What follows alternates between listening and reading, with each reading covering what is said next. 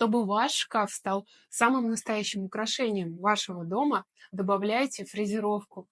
Посмотрите, как здесь красиво добавлена фрезеровка по периметру. Она такая у нас чуть-чуть с переходиком, занимает небольшое количество места. Здесь все ровное, легко протирается, и можно сделать вот такую композицию без ручки и добавить немного дерева, и тогда ваш шкаф будет радовать вас своей красотой. А еще больше интересного в следующем видео.